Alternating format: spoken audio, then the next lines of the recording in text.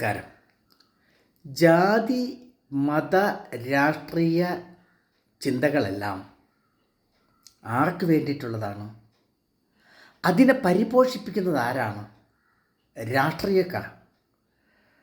അവർക്ക് മതത്തിൻ്റെ പേരിലും സാമുദായിക ചിന്തകളുടെ പേരിലും വോട്ട് നേടി രാജ്യത്തെ കൊള്ളയടിക്കണം. അധികാരം മാത്രമേ അവരുടെ ചിന്തകളിലുള്ളൂ. എന്നാൽ രാജ്യത്തെ സ്നേഹിക്കാറുണ്ടോ? ഇല്ല. ഇവർക്കൊന്നും രാജ്യസ്നേഹമില്ല.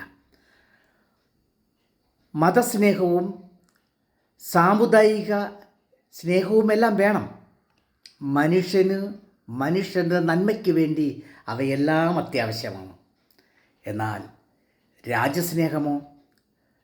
പരസ്പരം മനുഷ്യനെ മനസ്സിലാക്കി സ്നേഹിച്ച് മുൻപോട്ട് കൊണ്ടുപോയി ആ സ്നേഹമാണ് രാജ്യസ്നേഹമായി നിൽക്കുന്നത്. രാജ്യസ്നേഹത്തെ വളർത്തുക.